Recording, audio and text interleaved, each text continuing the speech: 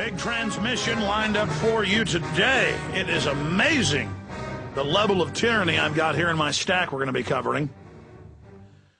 We got Brian Kraft and Jimmy Tula joining us. They made the 10-hour documentary film, Fall of America and Western World. They'll be joining us coming up in the second hour in studio today, coming to visit us in Austin. Look forward to that in T-minus 60 minutes. And then Gerald Celente, the trends forecaster, joining us for a full hour and a half to cover everything going on in the world, all the big issues, the banking collapse accelerating, the Iran situation, the flotilla, the North Korean situation with the standoff there. Just so much to talk about with Gerald Celente joining us coming up for the full third hour and part of the fourth hour today. Other than that, I've got a lot of news here. I mean, it's coming out every day just how criminal and mafia the Obama administration is. I almost just called it the Obama deception instead of the Obama administration, because that's what it is. A complete fraud, a complete joke. The system, Goldman Sachs, namely running the private central bank, Federal Reserve, wanted a group of absolute mobster criminals who aren't just high-level corporate crooks, but that are actual street thugs. Rahm Emanuel, Blagojevich, Bam Bam Obama, all of them. Barry Soetoro. Because they're totally compromised. And so it's coming out that the White House chief of staff, for years had his whole home paid for by a donor. Just absolutely illegal. Anybody else did this, you'd be in the slammer for 50 years, but not Rami. Rami can do no wrong. After all, he's not even really an American citizen. And nothing wrong with being Israeli. It's just I have a problem with having a dual citizen who chose to serve in the Israeli military, not our own military, as the White House chief of staff. And you better believe he's in there blackmailing Mr. Barack Hussein, Barry Soetoro, Obama. So that's another big issue I have with all of this. So that's coming out. Prosecutor says Blagojevich part of an illegal shakedown operation. Well, of course. How do you think Chicago runs their operation? I mean, what is it, a conspiracy theory that Chicago's been mob run for 100 years? I guess it's a conspiracy that Al Capone was a gangster, or that was the St. Valentine's Day Massacre, or that the Dailies are some of the biggest mobsters in the world. Yes, they're mobsters, and of course they want your guns. They want your guns because they want to own you. When mobsters come in and rob a bank or shake down a grocery store, they say, stick 'em up, hands in the air. And they go behind the register and go, oh, you're going to use a 45 on me. And they pistol whip the old man, behind the liquor store counter. Hey, I'll take a little cash for me right out of here. Well, now we moved on to running your cities and running your presidency, and we runs it all now. By the way, all over the country, they're harassing Amish now, saying the way they farm is not environmentally sensitive. I'm afraid they're going to have to be shut down. That's in the New York Times. Everything must be shut down, but big, giant, genetic engineered, huge pig farms dumping thousands of tons of manure into rivers. That's good. But you've got a truly sustainable, 1,000-year-old type base agriculture. No, you're not. No, you're not. The Amish are Al-Qaeda. Look at their beards. They're probably working. In fact, have you heard the latest? Bin Laden isn't hiding in Iran. No, he's hiding in rural Pennsylvania with the Amish. That's why we've got to call in strategic nuclear strikes from submarines. Because Bin Laden is there. And Bin Laden's in your gun cabinet. Bin Laden's at checkpoints. Anytime government wants to stomp your guts out and suck you dry, it's because they're fighting Al-Qaeda. Mainstream media is creating another hoax. And they can get away with hoaxes. They do it all the time. They're saying it's illegal to film police. And the media for the last few years has been saying this. And so cops now all over the country they'll come up to somebody filming riot police at a public demonstration and arrest you saying it's wiretapping, and they will bring it to a grand jury. They will indict you. They will tell the fluoride head, thumb-sucking slave jury this, and you will go to prison.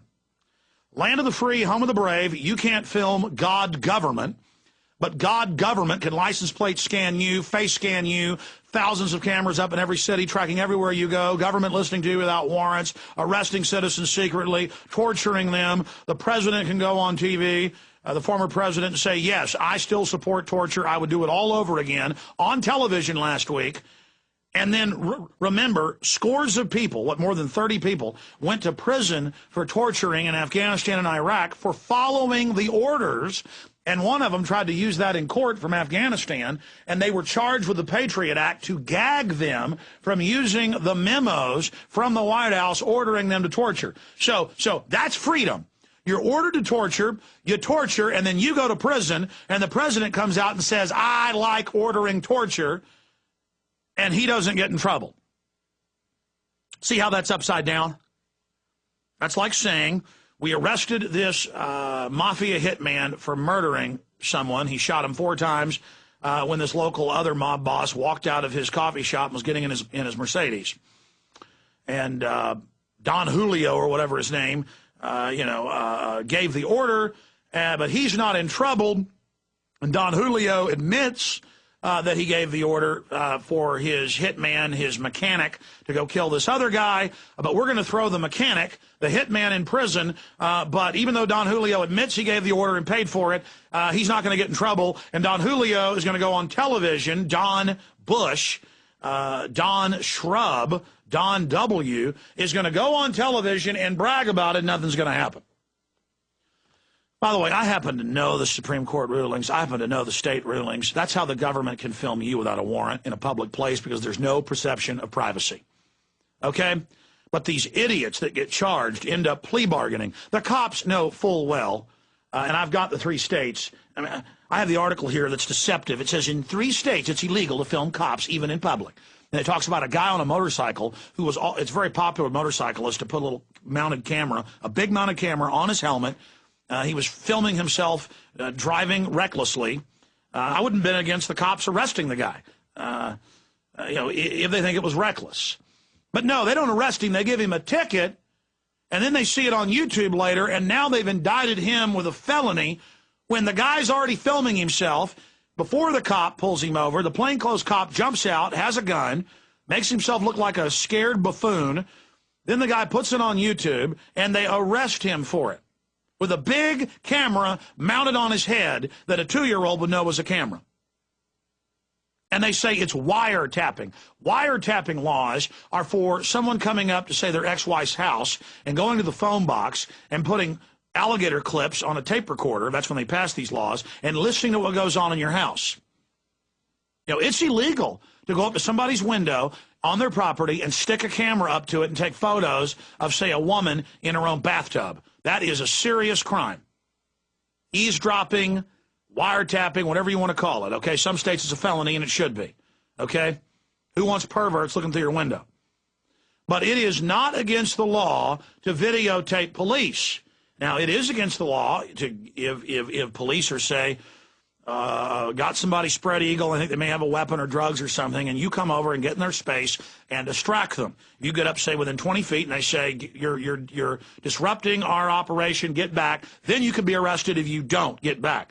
But to say, I mean, they've arrested the guy in Maryland who filmed cops, got to be 300 yards away, beating an innocent person up for fun.